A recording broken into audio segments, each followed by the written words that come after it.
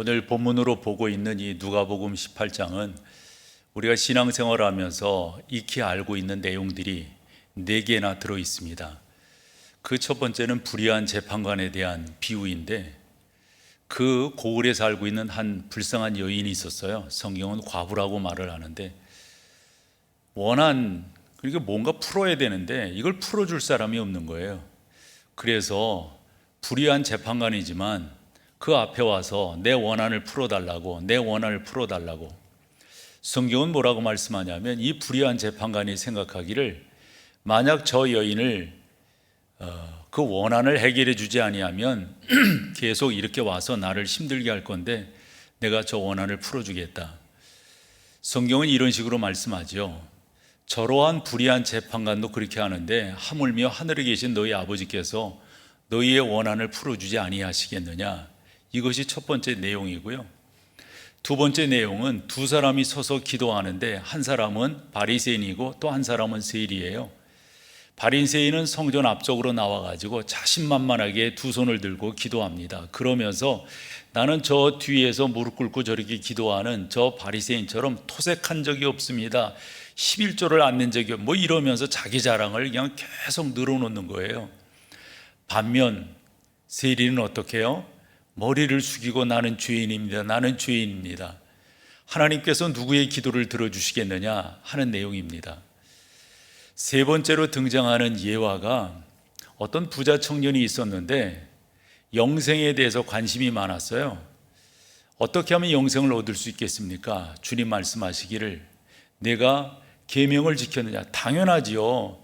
나는 십계명을 다 지켰습니다. 근데 그렇게 말하는 그 부자 청년을 이렇게 볼 때 한 가지가 부족한 거예요. 돈이 너무 많은 거예요. 그래서 뭐라고 말씀하냐면 내 것을 팔아서 가난한 사람들에게 나누어 줘라 했더니 그가 근심하고 돌아갔다 하는 거거든요. 그때 제자들이 여쭈어요. 그중 베드로가 그러면 부자는 천국에 못 들어간단 말입니까? 그 유명한 표현이 있죠, 여러분. 부자가 하늘나라에 들어가는 것이 낙타가 반일기로 들어가는 것이 더 낫다. 즉 부자로서 그 말인즉슨 부자는 못 간다라고 하는 말이 아니라 어떤 삶의 자세를 취해야 할 것인가를 우리 가운데 잘 교훈해 주고 있다고 봅니다. 네 번째가 바로 오늘 본문이에요. 이 본문을 보면서 요즘 시대 가운데 우리가 이와 같은 자세로 하나님 앞에 기도하며 나아가는 것이 중요하겠다. 지금 코로나19 4차 팬데믹을 맞이하고 있잖아요. 이런 대유행, 이거 우리가 상상치도 못했던 일들이 지금 또 벌어지고 있습니다. 극하게 이야기하는 분들은 아마도 이 숫자가 훨씬 더 많이 나오지 않겠는가. 정부는 2주를 이렇게 밀접 집합 금지 명령을 내렸는데 아마 이것이 훨씬 더 하지 않겠는가. 이와 같은 상황 속에서 오늘 본문을 여러분과 같이 나눠보게 되는 것은 이럴 때 우리가 어찌할 건가? 기도밖에 더 방법이 있는가? 기도밖에. 우리가 하나님의 기적을 바라는데 그 기적을 일으키는 가장 중요한 하늘의 문을 여는 열쇠는 기도밖에 없다. 이 내용을 여러분과 나눠보기를 원하는 거죠. 그러고 보면 우리가 살아가는 이 세상은 내가 마음대로 할 수 있는 것들이 모르겠어요, 여러분. 얼마나 있으시던가요? 저 보면 그렇게 없더라고요. 내가 마음대로 할 수 있는 게, 그러면 이런 세상을 살아가면서 우리가 해야 될 것이 뭐겠어요? 기도해야 되지 않겠어요?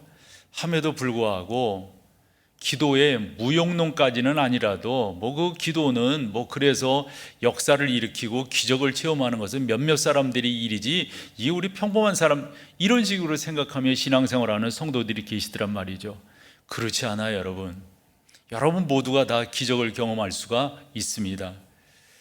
근자의 2권의 책을 보게 되었어요. 코로나 이후 목회라고 하는 톰 레이너 교수가 쓴 책을 보면서 코로나 이후의 교회는 또 목회는 어떻게 될 것인가, 상당히 암울한 이야기들이 이 가운데 적혀 있습니다. 교회 너머의 교회, 알렌 락 스월이라고 하는 교수가 또 쓴 이 책도 보게 되었는데 다 그래요. 예상했던 것 같이 또 예상하는 것보다 더 심하게 앞으로 코로나19 이후의 교회는 그렇게 될 것이다. 저 짐작하거든요. 그런데 어쩔 건데. 그래서 결국 할 수 있는 게 믿음으로 하나님을 바라보는 것과 또한 하나님 역사해 주세요 라고 기도하며 나가는 것, 이거밖에 할 게 없더라고요. 그러면 우리가 어떻게 기도할 것인가? 오늘 본문이 참 좋은 교훈을 주고 있다고 봅니다. 이 시각장애인이 아마 그도 고침받고 싶었던 것 같아요. 그런데 어디로 가야 될지 몰랐던 거예요. 즉 예수님에 대한 소문은 들었고 그분을 만나면 아마 해결될 거라고 하는 나름대로의 사모함이 있었는데 만날 방법이 없는 거예요. 그런데 어느 날 사람들이 이제껏 경험하지 못한 그런 일들이 벌어지는 거예요. 어떤 일이냐, 뭐 때문에 그러냐 했더니 나사렛 예수가 지나가고 있다. 그래가지고 이 시각장애인이 소리를 나를 고쳐달라고 이렇게 소리를 치는 것 아니겠어요? 어찌 보면은 이 장애인의 이 표현이 바로 우리가 기도하는 기도의 자세가 되어야겠다 싶어가지고 이 가운데서 몇 가지를 여러분과 교훈으로 얻고 싶은데요. 먼저 35절에서 38절까지를 보면은요, 이런 내용이에요. 사모하고 구해야 된다 하는 거죠. 한번 같이 한번 읽어보실래요? 35절로 38절까지 같이 봅니다. 시작. 여리고에 가까이 가셨을 때에 한 맹인이 길가에 앉아 구걸하다가 무리가 지나감을 듣고 이 무슨 일이냐고 물은데 그들이 나사렛 예수께서 지나가신다 하니 맹인이 외쳐 이르되 뭐라고요? 다윗의 자손 예수여 나를 불쌍히 여기소서 하거늘. 여러분 참 중요한 게 기도는요 다른 무엇보다도 사모함이 있어야 돼요. 다르게 표현하면 갈망하셔야 돼요. 하나님 저 도와주세요. 하나님 저 붙들어 주세요. 설렁설렁 대충 대면 해가지고 역사가 이루어지겠어요? 세상에서 말하기를 열망이 그 결과를 만들어낸다고 그러잖아요. 꿈은 이루어진다고 세상 사람들도 말하잖아요. 신앙생활하는 여러분, 하나님을 믿는 여러분들이 하나님의 기적을 경험하기를 소망한다면 대충 해서는 안 될 거란 말이죠. 열망하셔야 돼요. 갈망하셔야 돼요. 오늘 좀 전에 읽은 곳 성경 가운데 38절 말씀을 보면 맹인이 외쳐 이르되, 이 외쳐라고 하는 이 단어가 의미가 있더라고요. 그 단어가 보아오라고 하는 단어를 썼는데요, 아마 여러분들이 들으셨을 거예요. 보아너게 뜻이 뭡니까 여러분? 이 천둥의 아들 뭐 이런 거거든요. 그러니까 이 보아오라고 하는 말은 그냥 외치는 게 아니에요. 이런 거 어때요?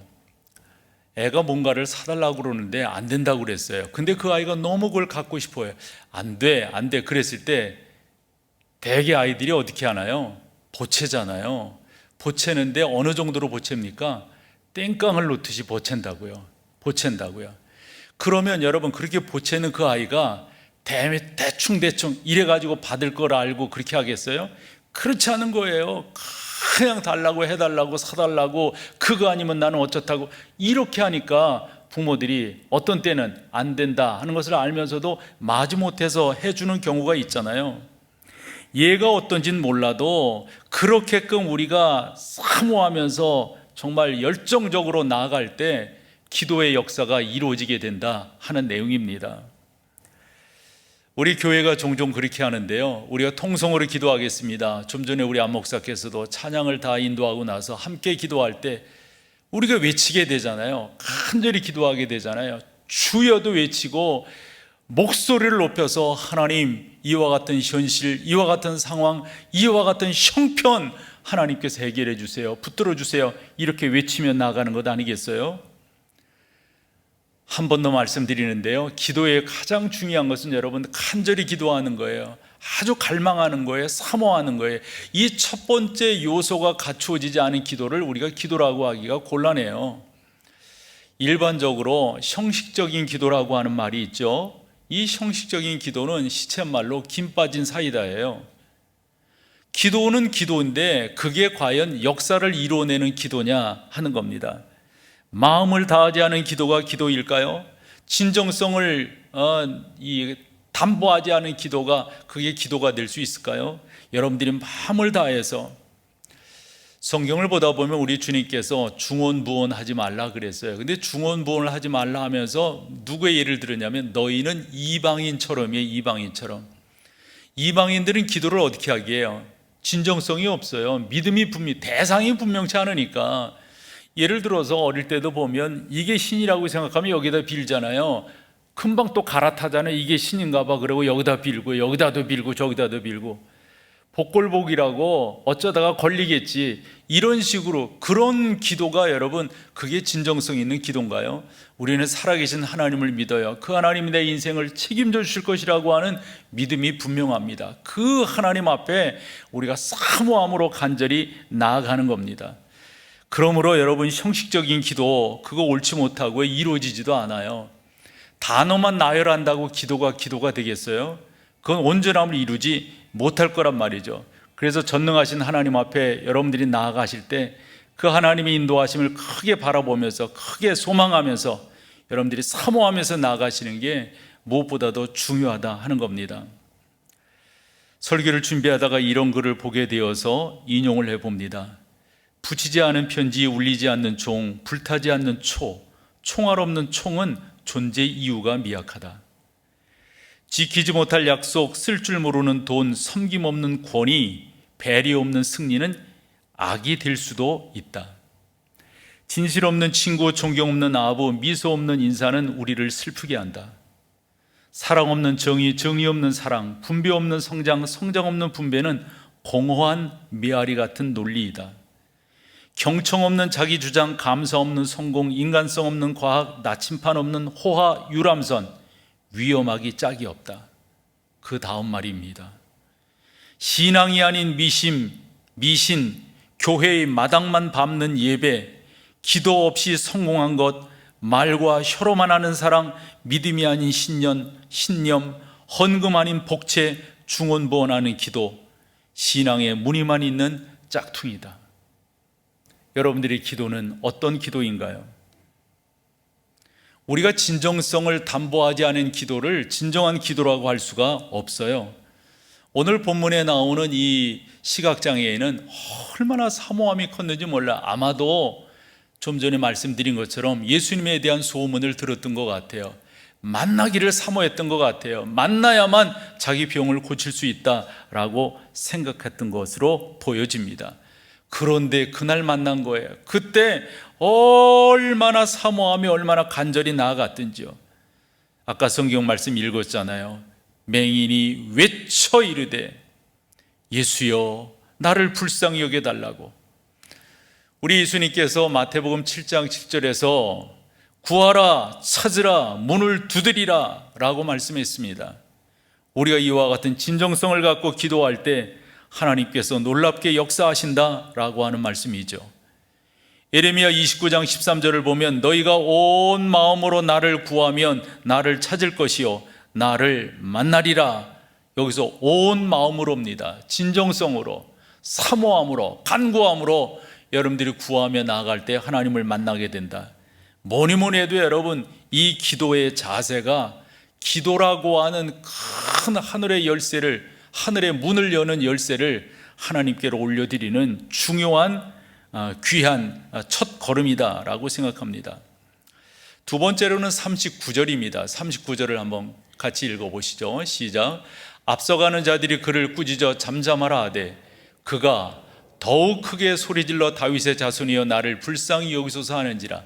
근데 중요한 것은 여기서 앞서가는 자들이, 그러니까 아마 같이 가는, 그래서 이분은 장애를 갖고 있으니까 아마 뒤쳐졌던 것 같아요. 그래 앞에 이렇게 가는 거예요. 근데 하도 소리를 치면서 쫓아오고 그러니까 앞서가던 자들이 그를 꾸짖어서 잠잠하라 그랬어요.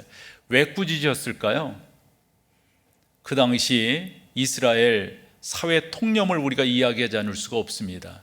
우리도 어릴 때 보면 이와 같은 장애인들을 다른 말로써 이렇게 놀리고 비하하고 막 이렇게 했던 게 기억이 나요. 그리고 지금도 성경은 맹인이라고 이렇게 해놨지만 사실 좀 더 요즘 언어로 표현한다면 시각장애인 이렇게 표현하는 것이 더 상대방을 배려하는 그런 표현이 될 것이라고 봐서 아마 다음번 번역 성경에는 그렇게 되지 않을까 싶어요. 어쨌건 여기에서 여러분 상상해 보세요. 앞서가는 자들이 아마 그분은 이제 시각 장애를 가지고 있으니까 금방 따라가지 못했겠죠. 앞서가다가 하도 뒤에서 다윗의 자손 예수의 나를 불쌍히 해달라고, 나를 고쳐달라고 막 이러니까 뒤돌아서 그 사람들이 꾸짖는 거예요.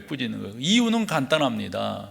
간단한 거예요. 두 가지 때문에 그렇다고 봐요. 하나는 이제 장애를 갖고 있는 사람들이 일반 사람들과 이렇게 같이 어울린다고 하는 게 그 당시 정서에서는 옳지 못해요. 그래서 조용히 해, 떨어져, 멀리 가, 뭐 이런 식으로 이야기하는 거라고 봐요. 두 번째로 그렇게 한 이유는 너무 소리를 고래고래 지르니까 아마도 같이 가던 사람들이 큰일 났다 싶었겠죠. 그래서 꾸짖어서 조용히 해, 잠잠해라, 한 번만 더 그래봐라, 뭐 이런 식의 이야기인 거예요. 근데 그가 그 말에 수답하지 아니하고 어떻게 했다고요? 더욱 크게 소리 질러요. 더욱 크게 소리 질러. 이게 기도의 두 번째 요소입니다. 기도는 우리가 계속 주 앞에 아뢰이는 거예요.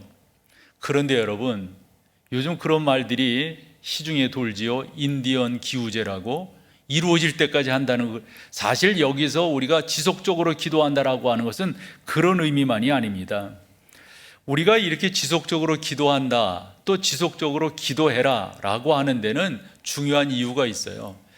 뭐 예를 들어서 하나님의 귀가 멀어가지고 잘 안 들리시니까 멀리 계셔서 소리치고 울고짖고 그런 게 아니라고요. 성경은 말씀하시기를 우리가 기도하기 전에 우리의 기도를 아시는 분이 하나님이시다 라고 설명하고 있습니다. 그럼에도 불구하고 왜 우리가 지속적으로 계속해서 기도해야 되는 걸까요? 세 가지 이유 때문에 그렇습니다. 그렇게 지속적으로 끊이지 아니하고 쉬지 않고 기도하다 보면 첫 번째, 하나님이 얼마나 나를 사랑하시는지를 발견하게 돼요. 그건 지속적으로 기도할 때, 이거 우리가 다 경험하는 것 아니겠어요? 그래서 기도하고 나가다 보면 성령 하나님이 우리를 위로하시고 격려하시고 어루만지시는 것을 경험한다고요. 말씀으로 표현해 본다면 내가 너를 안단다, 내가 너를 안단다, 내가 너를 사랑한단다, 내가 너를 도울 것이란다. 성경에 보면 그런 내용들이 많잖아요. 우리가 기도하지 아니하고 그 하나님의 사랑, 그 하나님의 놀라움을 알 수가 있겠어요? 사도 바울은 이와 같은 경우를 이렇게 표현을 했어요. 로마서 8장 32절에 자기 아들을 아끼지 아니하시고 우리 모든 사람을 위하여 내어주신 이가 어찌 그 아들과 함께 모든 것을 우리에게 주시지 아니하겠느냐. 우리가 기도하다 보면 하나님이 나를 얼마나 사랑하시는지를 깊이 깨닫게 됩니다. 그렇구나 그 하나님이. 그래서 결과론적으로 모든 것을 하나님께 영광으로 올려 드리게 되는 이유가 하나님이 나를 사랑하신다는 것을 깨닫기 때문입니다. 우리 주님은 마태복음 7장 11절에 이렇게 말씀하셨어요. 너희가 악한 자라도 좋은 것으로 자식에게 줄 알거든 하물며 하늘에 계신 너희 아버지께서 구하는 자들에게 좋은 것으로 주시지 않겠느냐. 그렇군요. 하나님의 사랑, 하나님의 은혜. 여러분, 기도하다 보니까, 기도를 계속하니까 이런 걸 깨닫는 거예요. 두 번째로 왜 우리 보고 지속적으로 기도하라고 하냐면, 여러분 이것도 참 중요하고 의미 있다고 봅니다. 정말 내가 원하는가 하는 거예요. 정말. 우리는 죄송한 표현이지만 대충 기도할 때가 없지 않죠. 그냥 기도할 때가 없지 않아요. 형식적으로 기도할 때가 꽤 있어요. 예를 들어서 이런 글 봤어요. 성도들에게 예배가 끝난 다음에 대개 이제 우리는 그러잖아요. 교회당에 처음 와서 하는 게 뭐예요? 기도하는 거잖아요. 그리고 여러분들의 아뢰일 것들을 아뢰이신단 말이에요. 예배 전에. 그런데 끝나고 나서 물어본 거예요. 아까 예배 전에 기도하실 때 무슨 기도하셨어요? 죄송하지만 여러분들에게 물어본다면 답하실 수 있어요? 이 글을 본 것을 보면 많은 사람들이 아까 기도한 것을 기억하지 못하는 거예요. 그러면 그거 원하는 겁니까? 그거 갈망하는 거예요? 사모하는 거예요?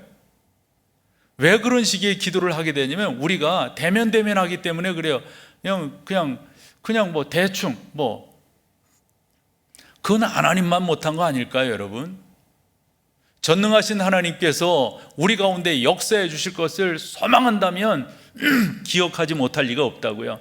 더 구하고 더 간절히 기도하며 나가게 된다는 말씀이죠.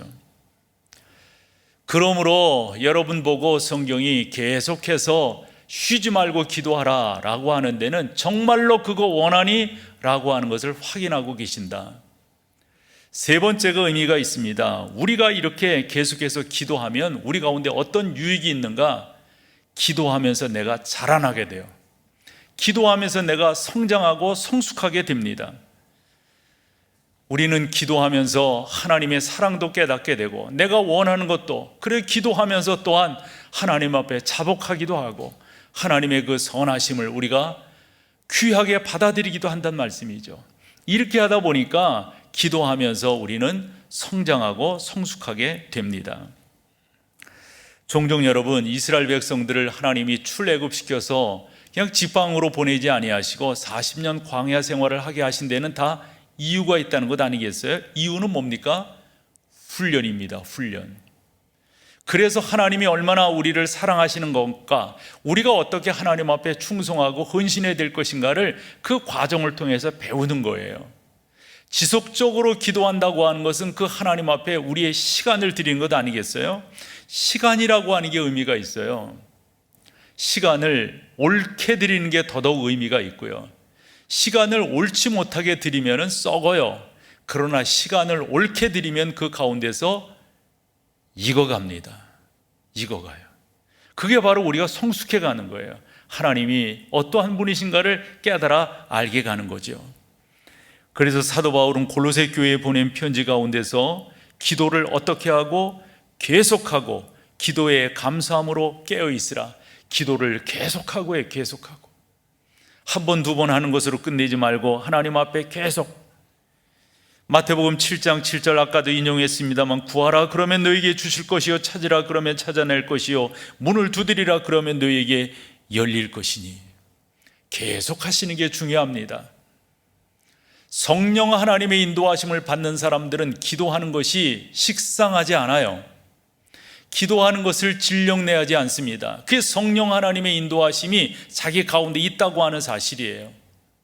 성령 하나님의 인도함을 받지 아니하고 하는 기도는 진령나요.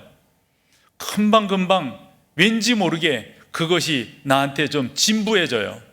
그러나 성령 하나님의 인도함을 받고 기도하면 그 기도가 날마다 새롭습니다. 오늘 엎드린 거 내일 엎드려도 되고, 모레 엎드린 거 오늘 또 엎드려도 되고, 그렇게 하나님 앞에 지속적으로 이렇게 나아가며 기도하게 되는 것이죠. 우리는 그러한 사실을 알기 때문에 계속해서 하늘의 문을 두드리는 거예요. 하나님 도와달라고. 누구처럼? 오늘 본문에 등장하는 시각장애인처럼, 다윗의 자손 예수여 나를 불쌍히 여기소서. 아까 여러분들이 성경을 보시면서 함께 읽었어요. 38절 어떻게 해요? 외쳐 이르되, 강력하게 부르는 거예요. 강력하게. 하나님 저를 불쌍히 여겨달라고. 그렇습니다. 여러분들이 기도로 승리하기를 소망하신다면 특별히 요즘이야말로 기도해야 될 때인데 열정적으로 기도하셔야 됩니다. 지속적으로 하셔야 됩니다. 쉬거나 끝이거나 어느 때만 기도하시는 거 건강한 신앙생활 아닙니다. 세 번째로 본문을 통해서 기도의 교훈을 얻게 되는 것 중 하나가, 이 시각장애인이 주님께서 뭐를 원하니? 라고 말할 때 대답한 그 대답을 보므로 우리 또한 기도가 그래야 된다는 거죠. 애매모호하게 기도하지 말고요, 명쾌하게 기도했으면 좋겠어요. 단답형이면 어때요? 짧으면 어때요? 여러분, 하나님께 구하는 나의 마음을 그 간에 딱 담으면 되는 거죠. 그래서 기도의 세 번째 요건은 다른 것 아닙니다. 명쾌하고 정확하게 하나님 앞에 아뢰이는 겁니다. 여러분이 원하시는 것을 세세하게 살아있는 색채로 정확하게 하나님께 말씀을 드리는 겁니다. 하나님 저 이렇게 되고 싶어요. 이거 원해요.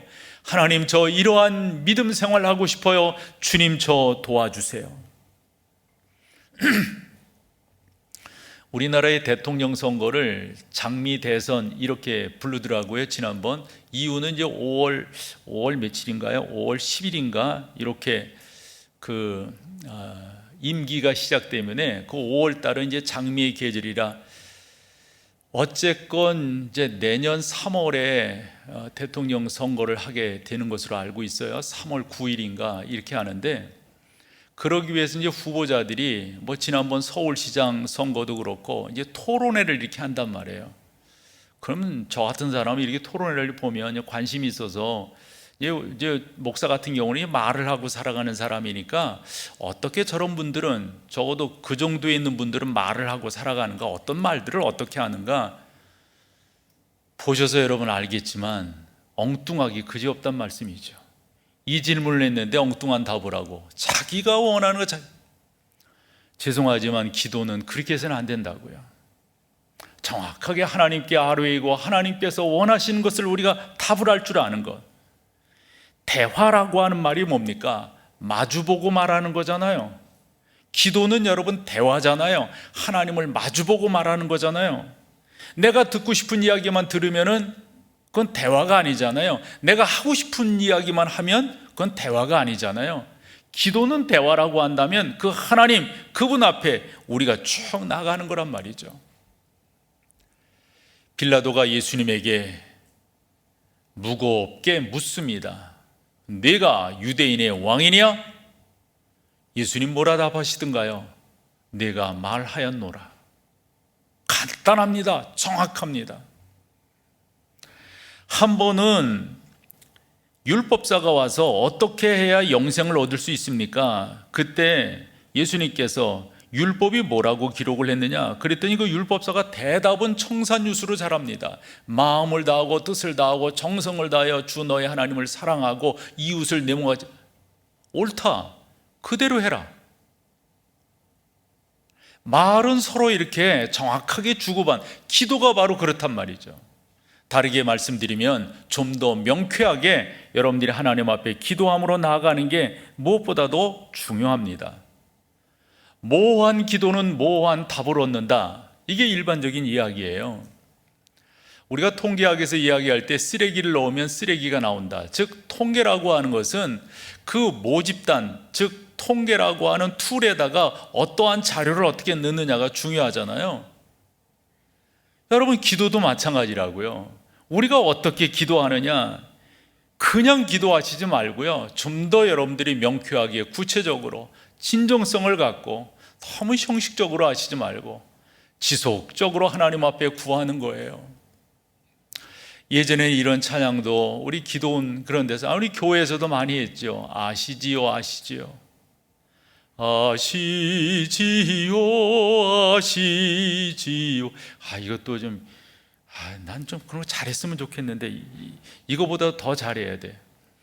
아시지. 우리 이제 어머니들이 그런 거 해야 돼. 약간 이 트로트풍으로 지요, 꺾기를 해야 돼요. 이럴 때 지요 어딨지 우리 주님 아시지. 이런 식 찬양을 많이 했어요. 맞아요. 우리 주님 아세요. 그러나 그 말 속에는요 다 하나님 앞에 그런 것들을 풀어서 아래에 있는 거예요. 여기 시각장애인은 그가 무엇을 원하는지를 정확하게 아뢰고 있습니다. 종종 슈바이처가 왜 그 박사학위가 5개 정도 되는 분 아니에요? 그런 분이 왜 아프리카도 가봉이라고 하는 나라인데요, 랑베레네라고 하는 곳에서 그 양반이 평생을 지내세요. 1913년부터 1965년까지 임종할 때까지 그곳에서 지내는데, 이 똑똑한 분이 왜 그런 데 가가지고 그렇게 했을까? 그 대단한 사람이잖아요. 그런데 이 양반이 그렇게 가게 되는 데는 하나의 동기가 있었더라고요. 이 슈바이처가 이제 목사 아들로서 이렇게 태어났는데, 한 번은 이제 어릴 때니까 학교 가다 오다 자기 친구들끼리랑 뭐 여기나 거기나 애들 잘하는 게 뭐 똑같죠. 이게 다툰 거예요. 근데 이 덩치가 산만한 얘랑 싸우게 되는데 이 슈바이처가 이긴 거예요. 걔를 이렇게 넘겨뜨려 가지고 그 위에서 막 그 뭐 UFC에서 뭐 이런 식으로 했는지 어쩐지 모르지만 막 때리는 거예요. 근데 중요한 것은 그 매를 맞는 애가 이렇게 말을 하는 거예요. 야, 나도 너처럼 고깃국 먹었으면, 우리식으로 이제 번역을 했나 봐요. 나도 너처럼 고깃국 먹었으면 니까진 놈한테 지지 않아. 이게 이 슈바이처에게 크게 와닿았어요. 크게 와닿았어요. 나는 얘가 힘이 셀 줄 알았던 거죠. 나는 내가 이길 줄 몰랐던 거예요. 그런데 그게 그러면서 이 슈바이처가 그때 큰 충격에 빠지면서 그 아이에게 너무도 미안하고 이런 마음을 먹게 되는 거예요. 나는 이제부터 주변에 가난한 사람들이 많다는 것을 비로소 내가 깨달았는데 나는 가난한 사람들을 위해서 살겠다. 모호하게 기도했다면, 그저 대충 그거 어릴 때 한 기도지 뭐 이런 식으로 했다면 그 귀한 일을 감당하지 못했을 거예요. 1952년 노벨 평화상을 받게 되는데 그 평화상 받는 자리에서 그런 이야기를 하는 거예요. 내가 가난한 사람들을 위해서 살겠노라고 어릴 때 다짐했다고. 40절로 41절에 보면 예수께서 머물러 서서 명하여 데려오라 하셨더니 그가 가까이 오매 물어 이르시되 내게 무엇을 하여 주기를 원하느냐. 뭐라고 말해요? 간단하잖아요. 나 보고 싶어요. 여러분의 기도가 꼭 그러시기를 바라요. 꼭 여러분 장황하게 안 해도 괜찮아요. 단문이어도 괜찮아요. 중요한 것은 여러분들의 영혼을 담은 기도를 해야 되는 거예요. 영혼을 담은 아뢰임이 있어야 되는 거예요. 진정성이란 말 하죠. 그러지 아니하면 이게 의미가 없어요. 자꾸 주님께 조금 이제 농담 비슷하게 이야기를 한다면 나는 꼭 식당 이런 데 가서 나보고 기도하라고 그러면 뭘 그리 기도하냐고 이렇게 말한다니까. 근데 되게 목사가 그렇게 하는 게 이게 쉬운 게 아니잖아요. 그래도 어쨌건 목사인데 자꾸 기도. 근데 나는 그렇게 하기가 싫은 게 내가 여기서 기도하면 옆에 사람들 밥 먹고 있는데 다 듣잖아요. 내가 그런 게 싫다니까. 가서 보면 어떤 목사님도 다 와가지고 무슨 장로님이 밥을 사는지 이 장로님 뭐 어떻게 그게 다 들려. 그게 싫더라고. 그래서 난 이 밥 먹으러 가서 하면 이렇게 뭐 방이라든가 이런 데 준비되어 있으면 그렇게 하는데 그렇지 않을 때는 우리 그냥 각도하고 먹읍시다. 각도라면 각자하고 먹자는 그런 말이에요. 꼭 그렇게 해야만 됩니까? 꼭 그렇게 해야만? 그렇게 안 하면 안 된대. 그건 누가 정한 거예요? 그건요. 교인들의 장례가 있어서 요즘은 거반 화장 문화잖아요.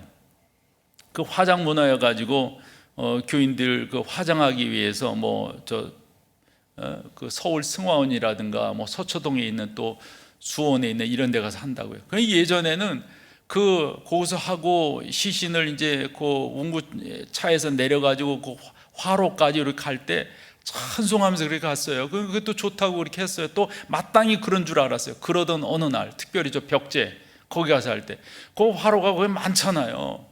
그러면 또 돌아가신 분들은 또 어떻게 그렇게 예수 믿는 사람들이 많나 봐요. 그럼 이곳에서 찬송 바로 옆에서 어떤 데는 이렇게 되더라고요. 여기서 찬송을 우리 조그맣게 하니까 조금 더 크게 그러면서 찬양하는 거예요. 게다가 또 옆에 집은 또 이거야. 무슨 박자 맞추는 것도 아니고. 그래서 내가 우리 찬송하지 말자고. 이건 서로 민폐라고. 우리 찬송 언제부턴가 안 해요. 그런 데 가면 꼭 해야 된다는 법이 어디 있어요. 해야 된다는 법이.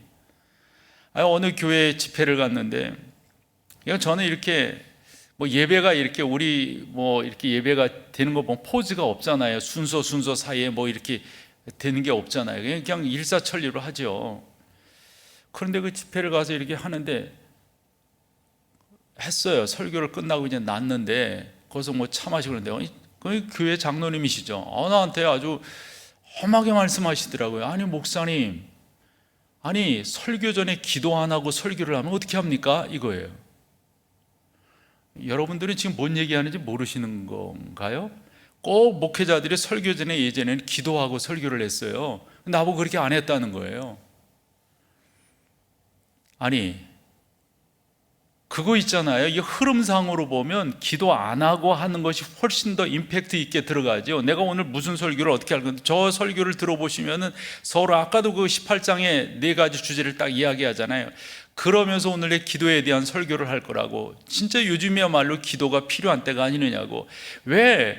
나의 삶 속에 내가 핸들링할 수 없는 일들이 너무 많이, 난 특별히 목사는 목회자인데 특별히 코로나19 시대가 이런 일이 이게 있을 줄 알았냐고. 난 이제 뭔가를 이제껏 작년 초부터 뭔가를 할라치면은 비대면으로 돌리는 거예요. 이게 계속. 요 근자에서 저는 목회에 어떻게 방점을 찍었냐면 좀 더 목회가 단순하게 가야 되겠다. 그리고 너무 예배가 많아요. 예배가. 그래서 이 예배를 조금 줄이고 좀 더 집중해서 예배해야 돼. 그래서 3가지 예배에 집중하기를 원했어요. 하나는 이제 주일날 예배예요. 그리고 또 하나는 새벽 기도예요. 새벽 예배예요. 또 하나 어딘가요? 뭔가요? 금요 기도예요. 그래서 금요 기도 때 요즘 좀 이 정도로 이렇게 오셔서 이렇게 우리 찬양하고 다 이렇게 한단 말이에요. 원래 이제 원래 이게 이제 이렇게 돼버린 거예요. 또 이 정도로 끌어올리려면은 또 우리 교육자들 다 애쓰고 또 뭐 이리 하면 또 이 끌어올려져. 말인즉슨 내 맘대로 할 수 있는 게 없는 세상이라는 거예요. 이럴 때 우리가 해야 될 것이 있다면 뭐예요? 기도밖에 없어요. 또 하나님 앞에 엎드리는 거예요. 또 하나님 앞에. 하나님, 저 인도해 주세요. 저 인도해 주세요. 사도 야고보가 4장 2절에서 이렇게 말합니다. 여러분이 얻지 못한 이유는 뭔지 아세요? 그거 구하지 않았기 때문이에요. 구하지 않았기 때문에 얻지 못한 거예요.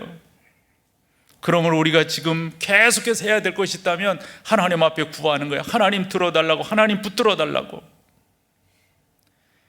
4번째로 여러분들의 기도가 긍정적이어야 돼요. 하나님이 이루어 주실 것이다.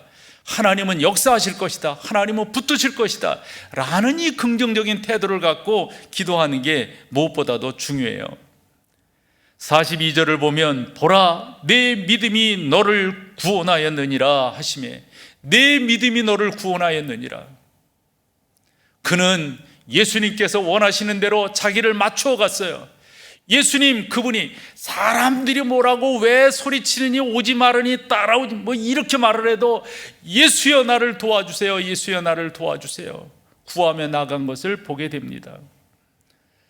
저는 여러분들이 이렇게 생각하고 저렇게 생각하고 이건 안 될 거야 저건 될 거야 여러분들이 판단하시지 말고 하나님께서 선히 인도해 줄 것이라고 하는 그 긍정적인 믿음을 갖고 주 앞에 나가는 거예요. 혹시 이런 말 들어보셨어요? 그랭이질이라고 하는 거. 이 그랭이질이라고 하는 말은 지금 사진에서 보시면은 이 집에 기둥을 이렇게 세우는데 그 밑에 있는 돌이 주춧돌이에요.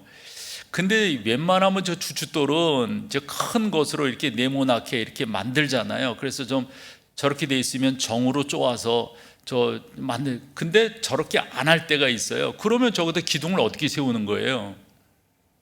저럴 때 기둥을 저러한 못생긴 돌이고 어떤 돌이고 간에 저 돌 위에다가 다듬어지지 않은 돌 위에다가 세우는 기법을 기랭이질 그랭이질 이렇게 말을 해요.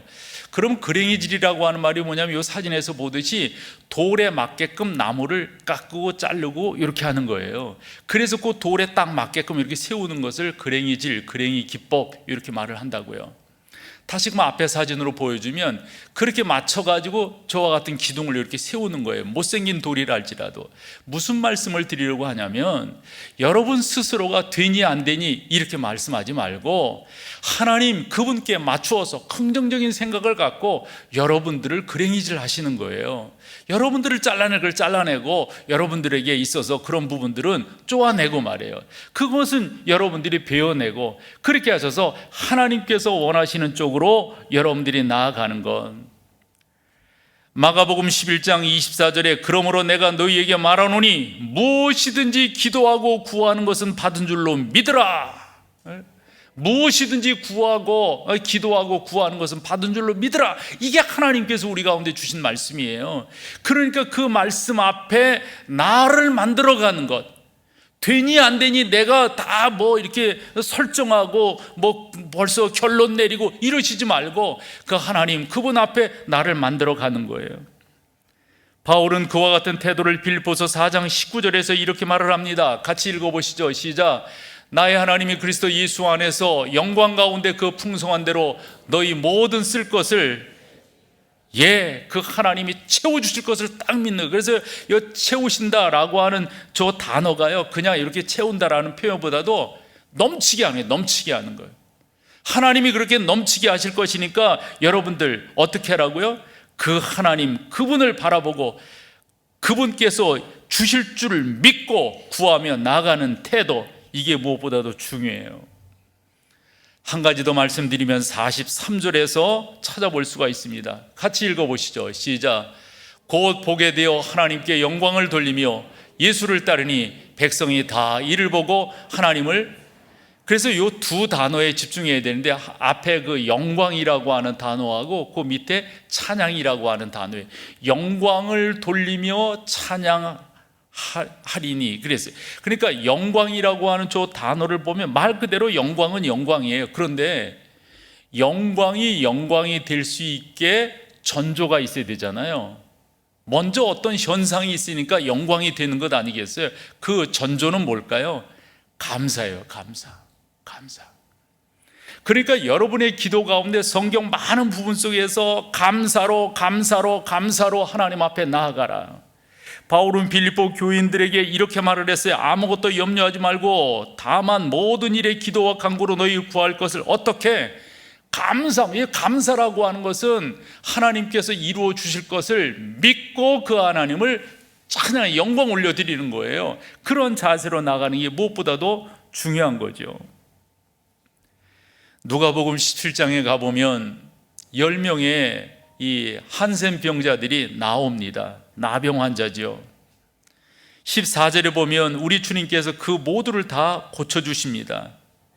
이 나병이라고 하는 것은 그 당시에 사람들에게 있어서는 아주 큰 재앙으로 여겨졌어요. 이건 고칠 수 없는, 그래서 이 사람들과 가족들과 뭐 다 분리되고 이렇게 살아가는 거란 말이에요.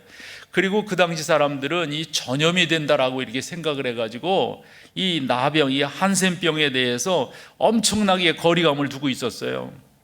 이런 사람들이 예수님을 만나가지고 고침을 받게 되잖아요. 몇 명이나? 10명이나. 그런데 문제는 15절에 가서 그 10명 가운데 9은 온데간데 없고 한 사람만이, 성경 그렇게 되어 있거든요. 그 중에 한 사람이 자기가 나은 것을 보고 큰 소리로 하나님께 영광을 돌리며 돌아와서 감사를 했다, 이런 거예요. 그러니까 여러분들이 기도하면서 해야 될 것이 있다면 다른 게 아니에요. 감사하는 거예요. 감사하는 거. 받기 때문에, 이루어졌기 때문에, 역사하셨기 때문에만이 아니라 그렇게 될 줄 믿고 감사하며 나가는 거, 받은 줄 믿고 감사하기 전에 벌써 이렇게 기도하며 나가는 거. 그래서 어느 분의 이야기가 그런 거 아니에요? 감사는 하늘의 문을 여는 열쇠다.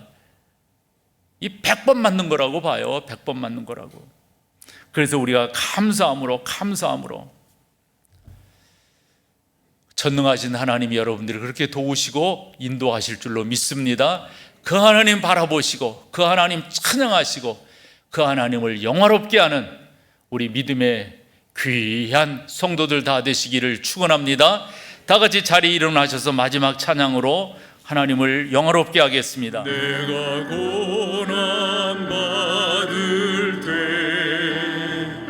주님 대답하셨고 내